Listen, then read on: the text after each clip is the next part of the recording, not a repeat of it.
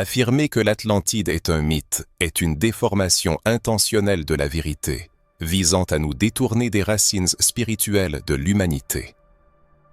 Dès sa première mention, l'image de l'Atlantide a été soigneusement placée au même rang que les contes de fées et les fantaisies, entre les licornes et les trésors de pirates, présentée comme une histoire curieuse mais irréelle. Cependant, et si l'Atlantide n'était pas une fiction, mais une réalité? Et si elle était le chaînon manquant de notre évolution spirituelle, une partie de la conscience humaine dissimulée sous une couche de distraction séculaire?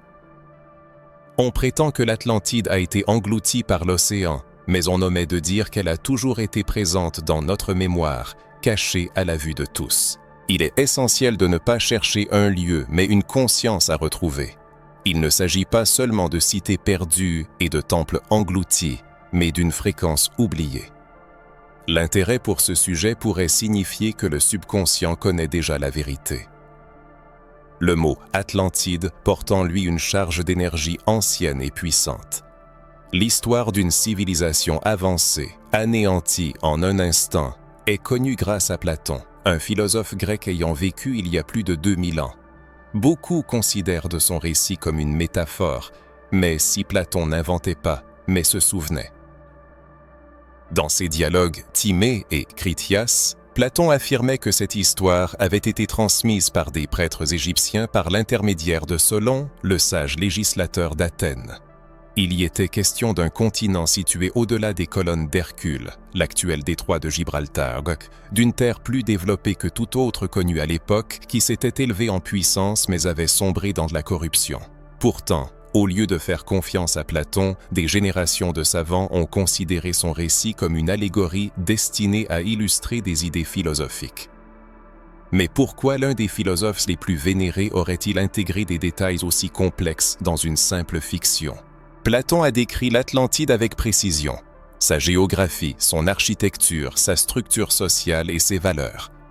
Il parlait d'une terre bâtie sur un ordre divin où la vie spirituelle et matérielle étaient en équilibre, ainsi que de sa chute, provoquée par des causes internes.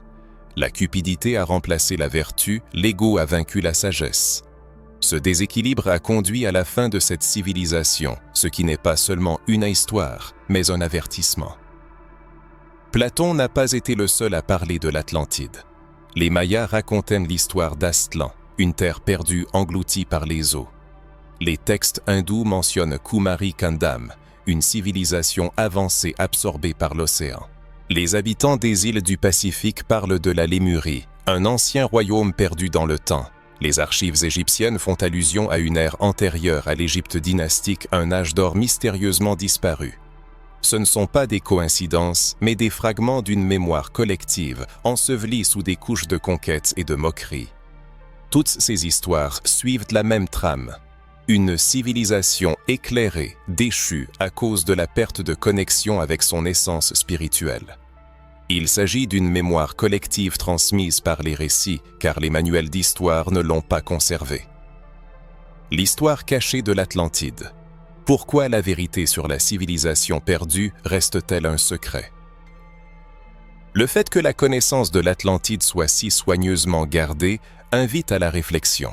En effet, l'Atlantide n'est pas seulement une ancienne cité engloutie, c'est le symbole d'un potentiel humain colossal, la démonstration de ce dont nous étions capables par le passé et de ce que nous pouvons aspirer à devenir. Pour ceux qui détiennent le pouvoir, il n'y a pas de plus grande menace que la prise de conscience par le peuple de sa propre force et de ses capacités. Le paradigme historique dominant présente le temps comme un processus linéaire, un mouvement constant vers l'avant.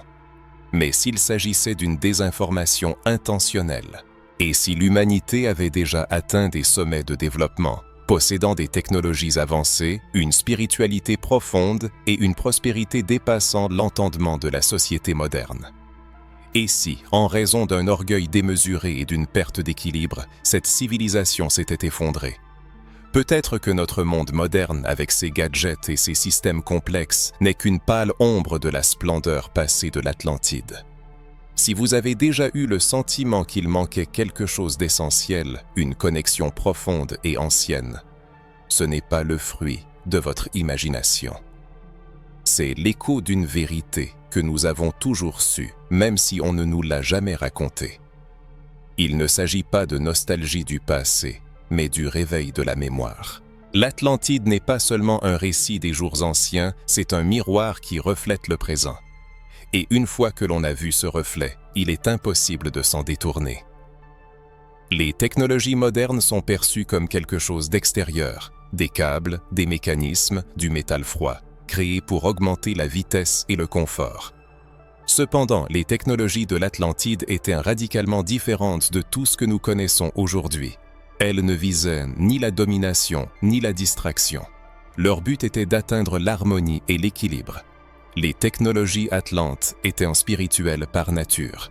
Il ne s'agissait pas simplement d'utiliser des outils, mais de s'accorder à une certaine fréquence, d'atteindre une résonance entre la matière et l'esprit, de créer un pont entre le physique et le divin. Imaginez une société où l'énergie n'est pas extraite des entrailles de la Terre par la destruction, mais canalisée par la force de l'intention.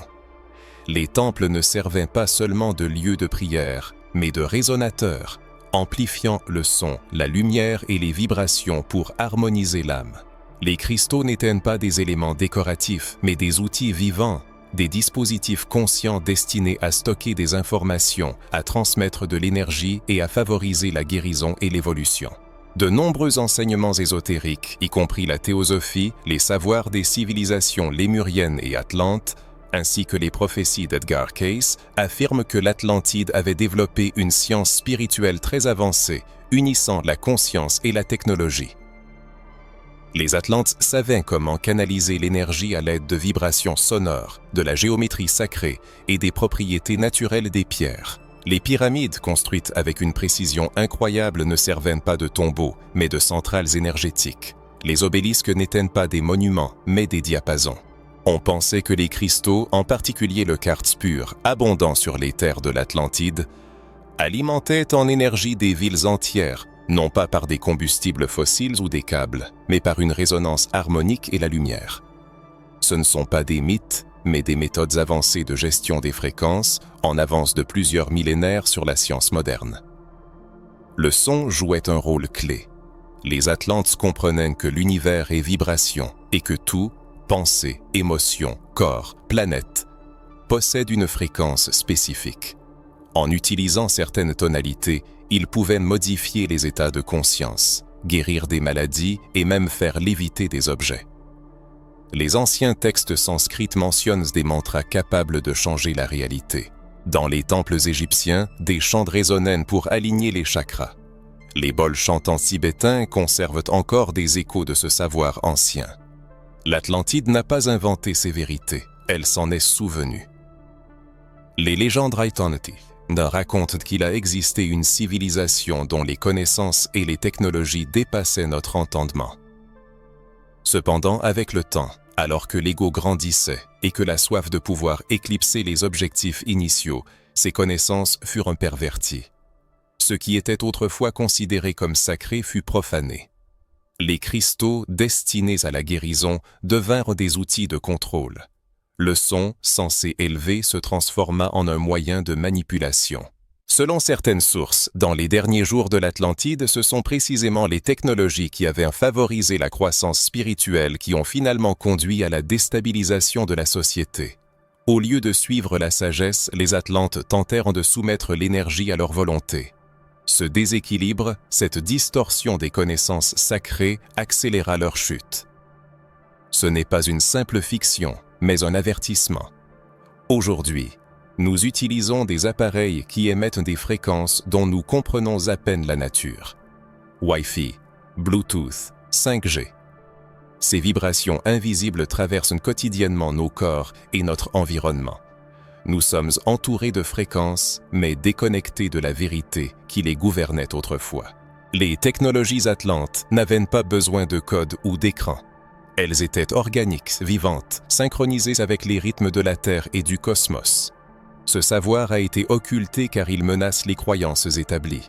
Si les gens réalisaient que leur corps est un dispositif fréquentiel, que leur voix a un pouvoir de guérison et que leur esprit peut diriger l'énergie, leur vie changerait radicalement. Les Atlantes n'étaient pas des dieux, ils se souvenaient simplement, et l'humanité ne fait que commencer à se souvenir. Il ne s'agit pas de cristaux sur des étagères ou de bains sonores pour la relaxation, mais de l'éveil d'un potentiel dormant en chacun de nous. Les technologies de l'Atlantide n'ont pas été inventées, elles ont été incarnées. Et plus nous nous éloignons de notre monde intérieur, plus nous oublions que la véritable puissance ne vient pas des outils, mais de la conscience qui les guide.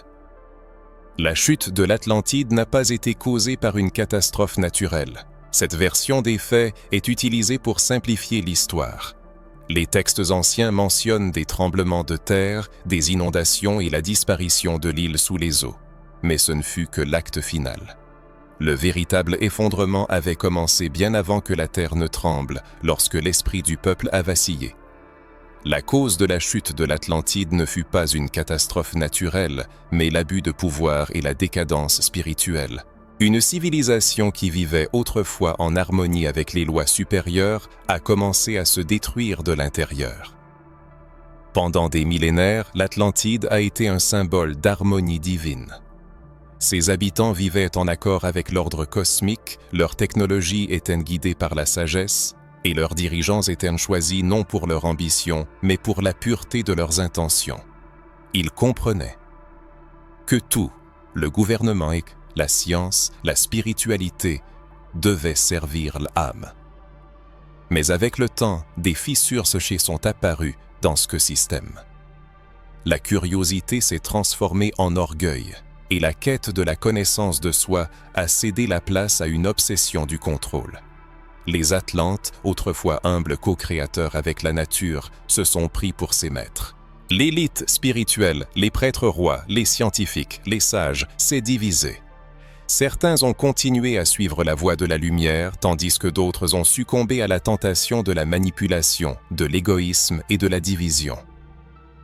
La tragédie de l'Atlantide ne s'est pas déroulée comme une guerre ordinaire, mais comme une profonde scission énergétique, opposant la conscience supérieure aux désirs les plus bas.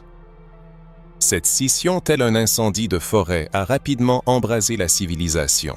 Les technologies de pointe, initialement conçues pour la guérison et la croissance spirituelle, ont été perverties, se transformant en outils de surveillance, de militarisation et de concentration du pouvoir. L'équilibre énergétique qui soutenait l'Atlantide a commencé à s'effondrer inexorablement. La Terre n'a pas réagi par vengeance, mais avec une logique inévitable. Lorsque les fondations spirituelles s'affaiblissent, le monde physique suit. Les prophéties d'Edgar Cayce mentionnent les « fils de la loi de l'un » et les « fils de Bélial », deux factions philosophiques et spirituelles opposées en Atlantide. Le premier groupe défendait les principes d'unité, d'harmonie divine et de service aux autres, tandis que le second était embourbé dans le matérialisme, l'égoïsme et la manipulation de l'énergie vitale à des fins personnelles. Cette confrontation s'est intensifiée pendant des siècles, jusqu'à atteindre un point critique. La destruction de l'Atlantide ne fut pas un acte de colère isolé, mais la conséquence logique d'un déséquilibre énergétique qui ne pouvait plus soutenir l'existence de la civilisation. C'est ici que l'histoire de l'Atlantide prend une pertinence inquiétante pour le monde moderne. Il suffit de regarder autour de nous pour voir les parallèles. L'humanité vit une époque de puissance sans précédent, tout en étant plus que jamais déconnectée des fondements spirituels de cette puissance. Les avancées technologiques sont stupéfiantes, mais la sagesse nécessaire à leur juste application a été perdue. Les humains ont appris à manipuler l'énergie, le temps et les processus biologiques, mais la santé mentale se dégrade de façon constante. Le lien avec la nature s'affaiblit et la spiritualité est soit tournée en dérision, soit transformée en produit commercial. Ce tableau ne rappelle-t-il pas le déclin de l'Atlantide? L'Atlantide n'est pas seulement une cité légendaire engloutie sous les eaux de l'océan, c'est un miroir reflétant le choix qui se présente à la société contemporaine. L'humanité est à nouveau au bord du gouffre, tentée d'utiliser la conscience pour contrôler plutôt que pour servir, pour construire plutôt que pour harmoniser, pour dominer plutôt que pour co-créer. Le fossé se creuse entre ceux qui se souviennent de la loi de l'unité et ceux qui poursuivent l'illusion du pouvoir. C'est pourquoi l'histoire de l'Atlantide est souvent qualifiée de mythe. Si les gens la prenaient au sérieux et en comprenaient le véritable sens, ils seraient obligés de regarder leur propre reflet et d'admettre que la tragédie pourrait se répéter. Le destin de l'Atlantide n'est pas une punition, mais la conséquence logique de l'oubli par une civilisation de la source de sa force. Une société qui avait atteint des sommets incroyables grâce à la mémoire de sa vraie nature est tombée lorsqu'elle a choisi d'oublier. L'avertissement de l'Atlantide est intemporel. Il ne s'agit pas de peur, mais de choix. L'histoire est écrite par ceux qui profitent de l'oubli. Dans le cas de l'Atlantide, cet oubli n'était pas accidentel, il a été planifié. Et si la connaissance de l'Atlantide avait été intentionnellement dissimulée pour maintenir l'humanité dans un état de sommeil spirituel? Car l'Atlantide ne menace pas seulement les chroniques historiques, mais les fondements même de notre conscience de soi. Après la chute de la légendaire Atlantide, ses survivants, tels des graines dispersées par le vent, se sont répandus à travers le monde, non pas comme de simples réfugiés, mais comme des éclaireurs inspirés, porteurs des étincelles du savoir ancien.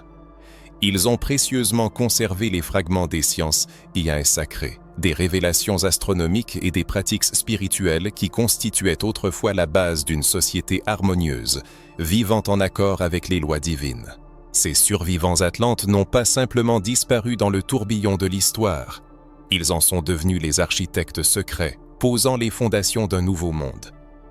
Ils ont fondé des écoles ésotériques dans l'Égypte ancienne, cryptant habilement leur sagesse dans les symboles des temples, des pyramides majestueuses et des traditions orales. Ils ne criaient pas leur savoir du haut des tours, mais le cachaient dans des symboles et des structures accessibles uniquement à ceux qui étaient prêts à s'éveiller. Observez les chefs-d'œuvre architecturaux de l'Égypte ancienne, la précision stupéfiante des lignes des pyramides, le symbolisme profond des hiéroglyphes, l'alignement des monuments avec les corps célestes. Des tribus primitives auraient-elles pu créer tout cela? Non, ce n'est que l'écho d'un passé lointain et oublié, une empreinte atlante gravée dans la pierre. Le sphinx, qui fixe le soleil levant le jour de l'équinoxe de printemps, est bien plus ancien qu'on ne le pense. Les scientifiques affirment que les traces d'érosion par l'eau sur son corps ne correspondent pas à la datation conventionnelle. Et c'est crucial, car si la chronologie est fausse, c'est toute la vision historique du monde que nous avons si soigneusement construite qui s'effondre.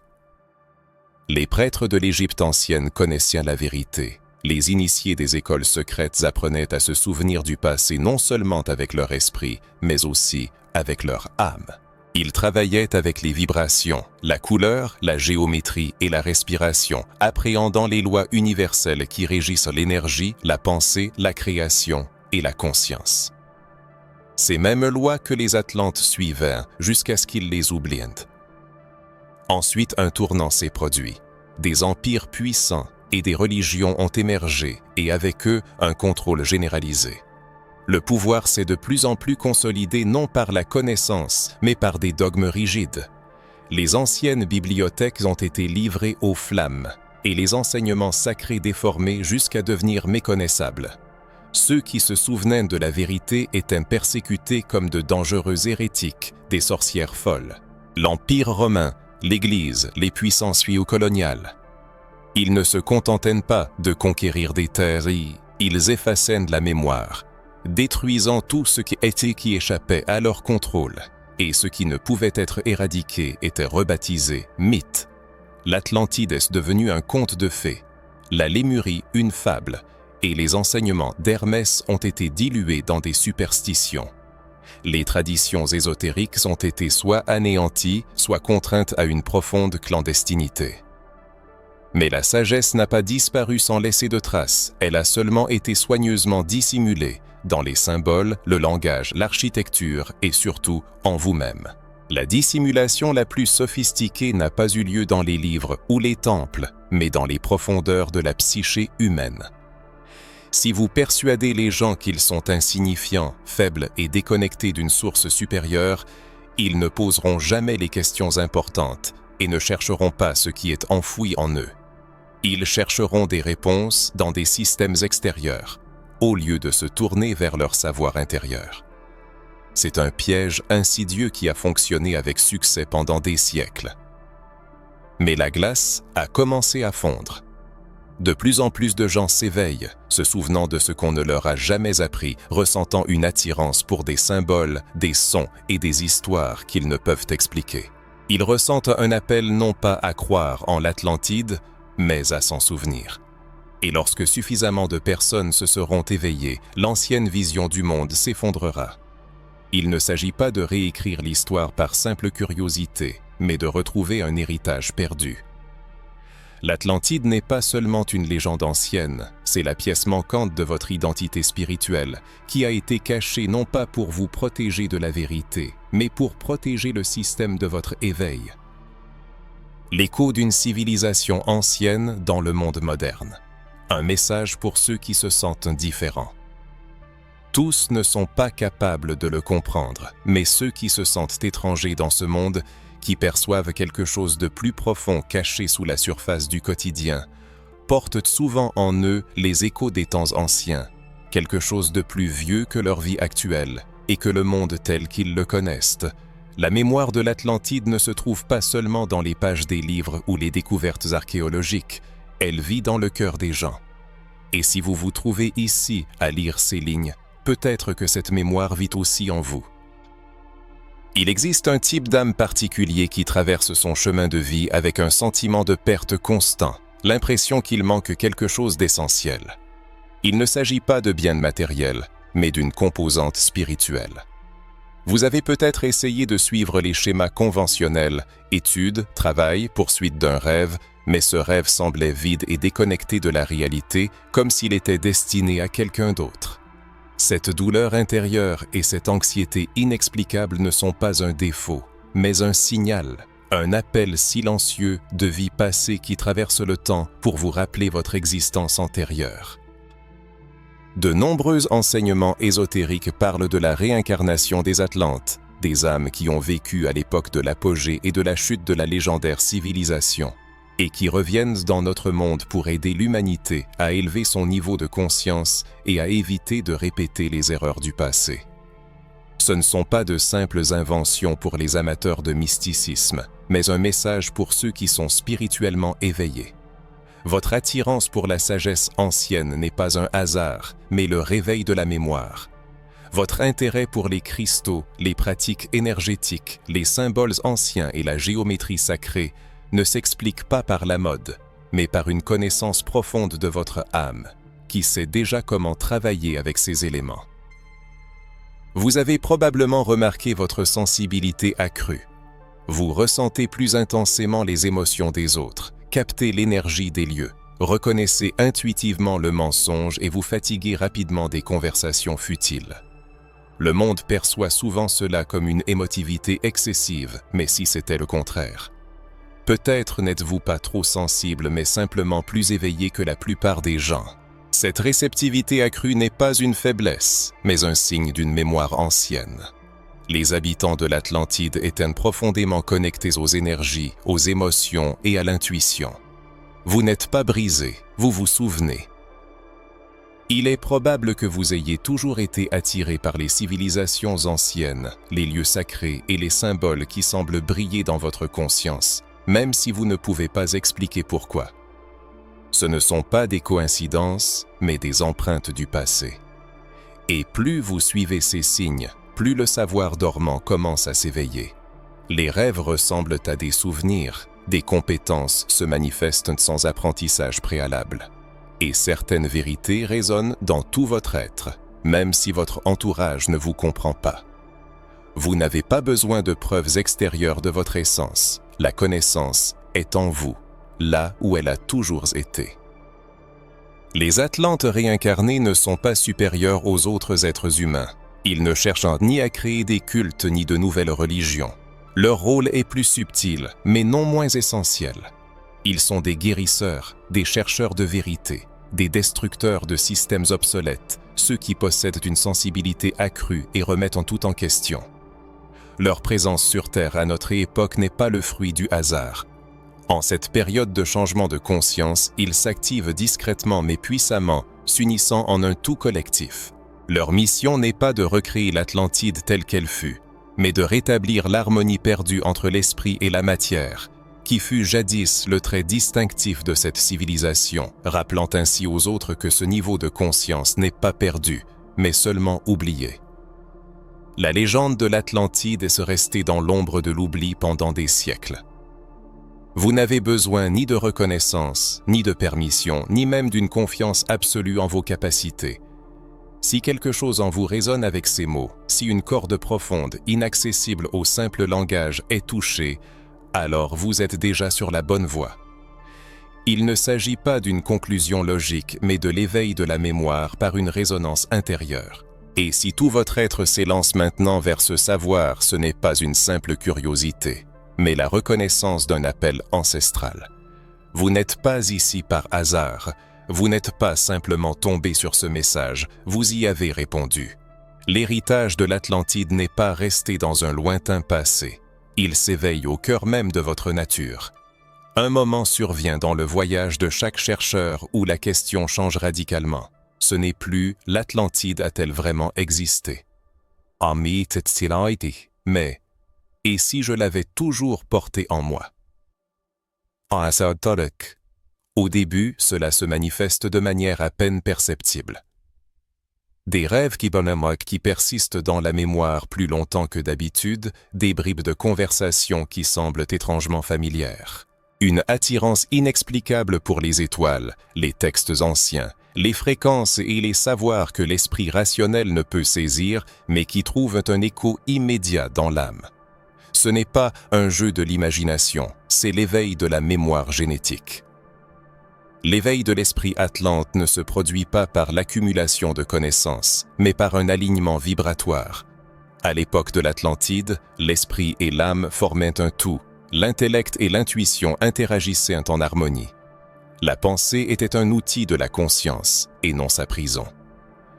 Éveiller l'esprit atlante dans le monde moderne, c'est restaurer cette intégrité, prendre conscience que votre conscience n'est pas confinée aux limites du monde matériel.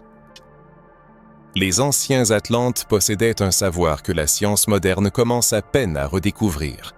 L'esprit n'est pas un produit de l'activité cérébrale, c'est un champ, une fréquence, un pont entre les mondes visibles et invisibles. Et ce pont existe toujours en vous.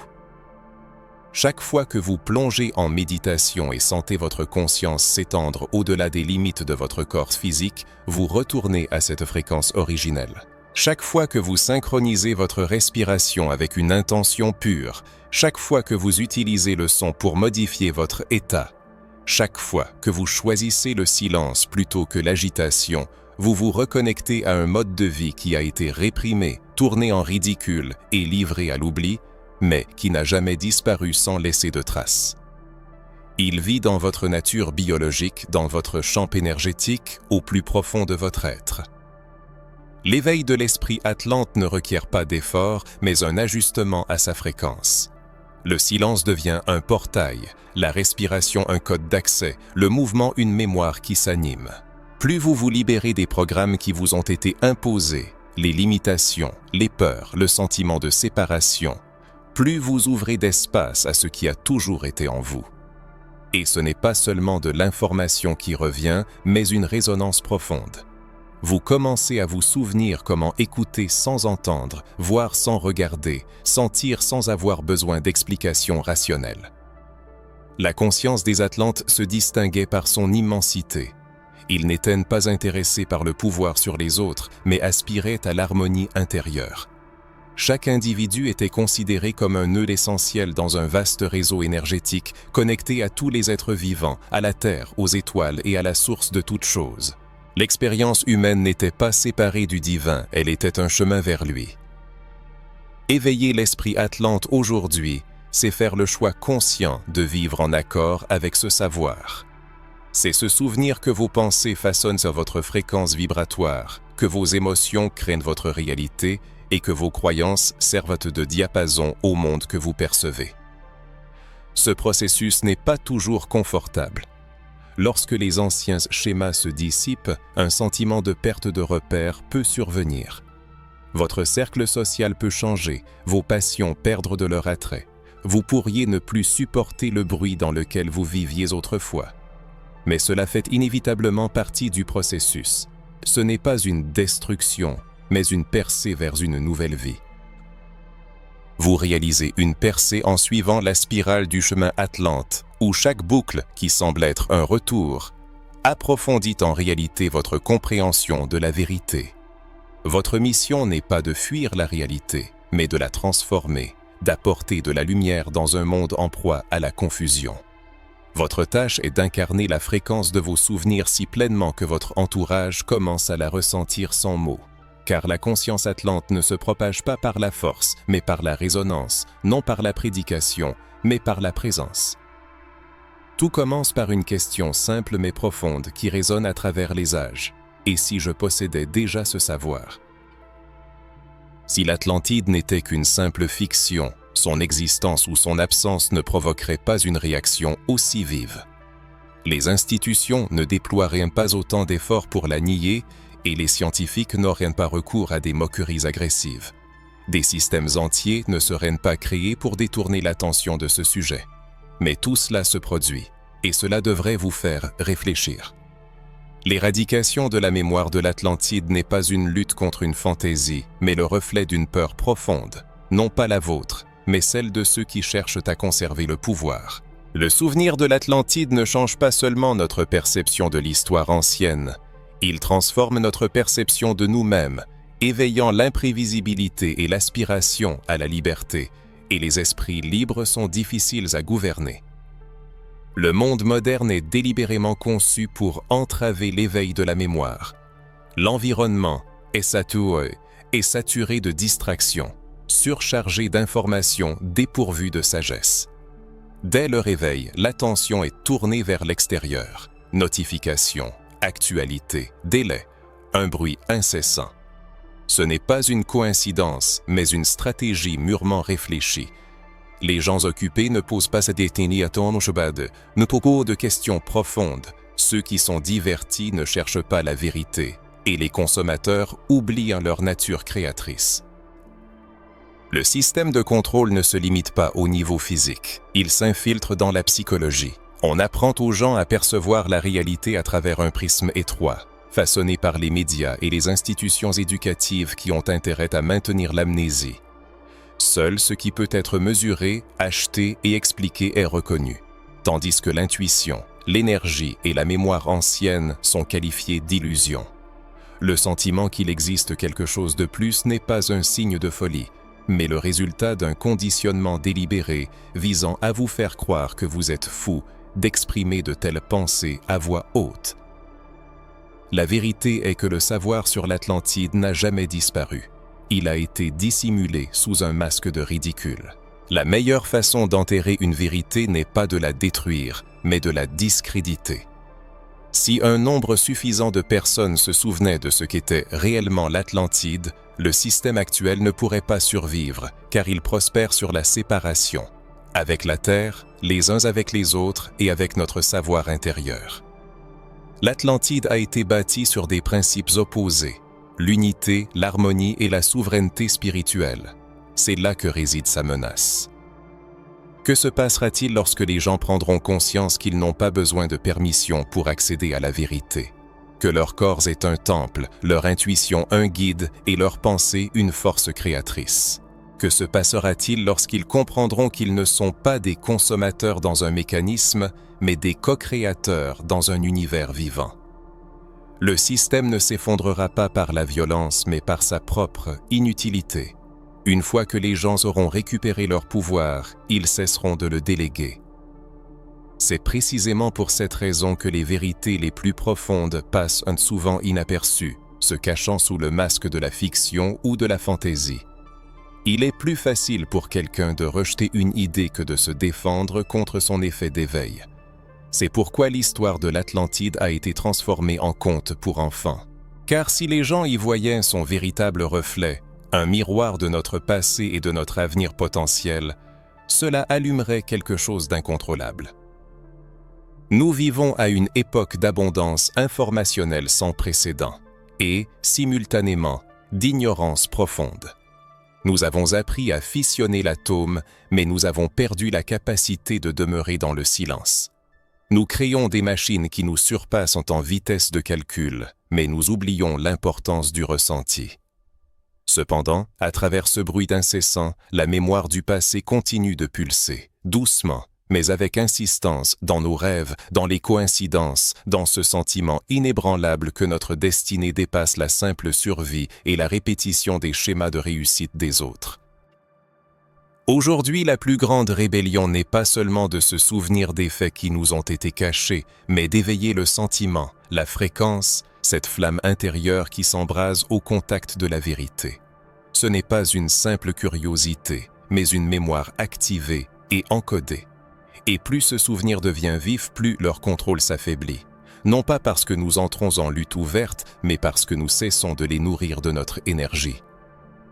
L'Atlantide représente une menace pour le système existant car elle nous rappelle notre véritable nature.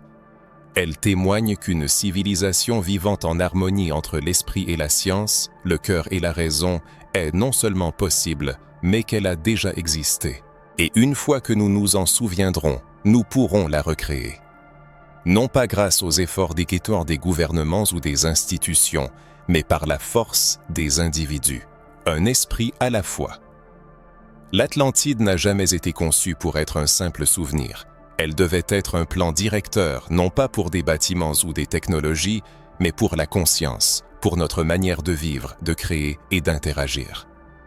C'était une époque où le monde intérieur et le monde extérieur se reflétaient en parfaite harmonie. Une civilisation fondée non pas sur la domination, mais sur l'alignement. Et bien que ces structures physiques aient pu disparaître, son modèle, son code, est resté intact, attendant la fréquence appropriée pour être réactivé. Et maintenant, ce code s'éveille à travers nous. Peut-être vous demandez-vous comment un lieu perdu dans les profondeurs des âges peut revenir dans notre réalité. Mais le retour de l'Atlantide n'est pas un événement physique, il est vibratoire. Il ne s'agit pas de terre émergeant des profondeurs de la mer, mais de l'éveil de la conscience dans nos âmes. La fréquence atlante n'est pas une carte à suivre, mais un état à incarner. Et aujourd'hui, plus que jamais, cette possibilité s'offre à nous. Non pas dans un événement grandiose, mais dans les moments de calme, les décisions quotidiennes, les changements intérieurs, dans la manière dont nous nous traitons nous-mêmes et les autres. C'est ainsi que commence la nouvelle Atlantide. Non pas dans des ruines exhumées, mais dans une conscience ressuscitée. L'ancien monde nous apprend à chercher les réponses à l'extérieur, à mesurer le progrès par la vitesse, le volume de production et le degré de perfection. Mais le chemin Atlante est différent. Il est plus lent, plus profond. Il nous invite à nous tourner vers l'intérieur, à écouter nos ressentis, à remettre en question les croyances héritées, à nous éloigner du bruit pour revenir à notre savoir intérieur. Ce n'est pas facile car tout autour de nous, les systèmes, les écrans, les emplois du temps, est conçu pour nous détourner de cette voie. Mais la distraction n'est pas une fatalité, c'est une épreuve. Et au moment où nous commençons à faire un choix différent, à écouter la voix silencieuse plutôt que la voix forte, nous nous accordons à la fréquence de l'Atlantide. En se souvenant de l'Atlantide, on n'est pas seul. C'est là toute la magie des souvenirs. Ils ont la propriété de se propager, comme la lumière. Une fois éveillé, on devient un miroir pour les autres, reflétant leur potentiel. Nul besoin de sermons ou de leçons. Il suffit de vivre en accord avec sa vérité pour inspirer les autres à faire de même. La nouvelle Atlantide n'est pas bâtie de pierres, mais de présence, de sincérité et d'intention. Les communautés se forment autour de valeurs et d'aspirations communes, et non par simple commodité. Les gens s'unissent non pas en raison d'opinions similaires, mais grâce à une énergie et une vibration partagées. C'est l'héritage atlante en action, subtil et discret, mais tangible. En chacun de nous mûrit une aspiration à l'authenticité, à un ralentissement du rythme de vie, à une connexion profonde avec soi-même et le monde, à une réévaluation des normes établies.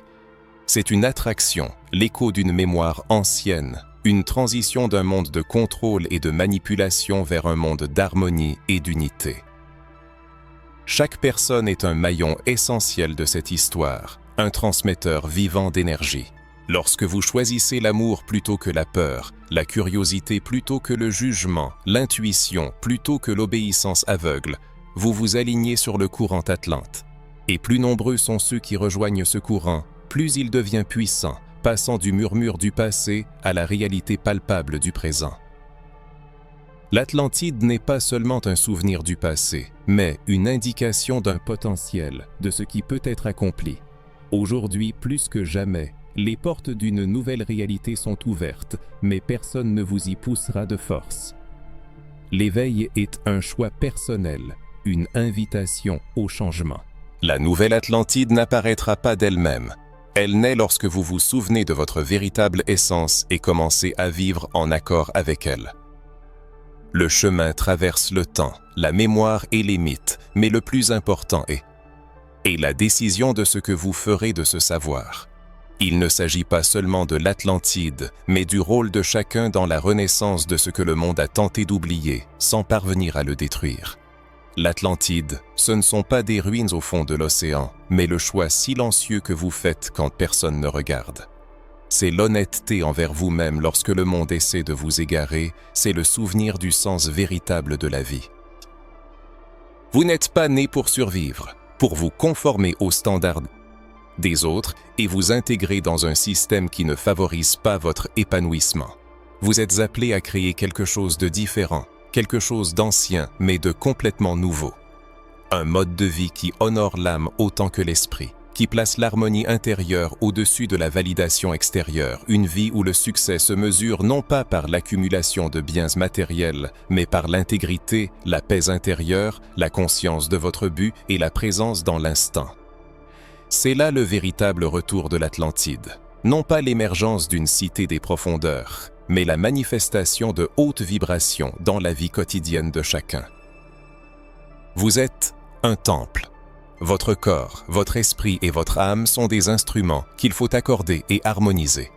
Chaque souffle conscient, chaque parole prononcée avec clarté, chaque action fondée sur la vérité sont les briques avec lesquelles se construit la nouvelle Atlantide.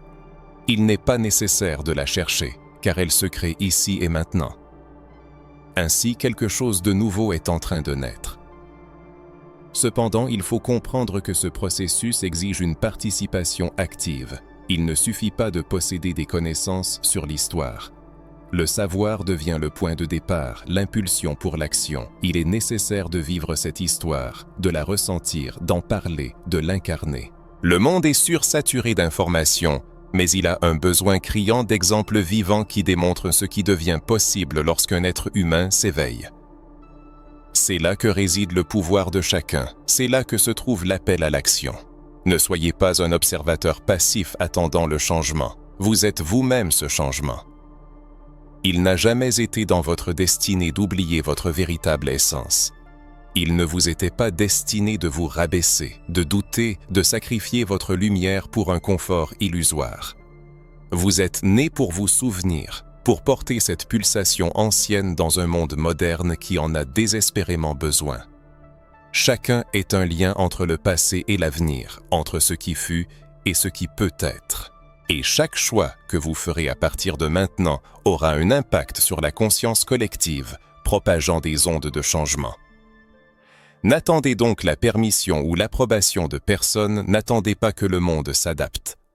Le chemin du souvenir est choisi par ceux qui ont le courage de laisser derrière eux le familier pour suivre l'appel de quelque chose de plus profond, caché dans leur cœur. L'Atlantide n'est pas un lieu géographique, c'est un souvenir qui s'éveille au plus profond de l'âme. Et maintenant que cette prise de conscience a eu lieu, il n'y a plus de retour en arrière possible.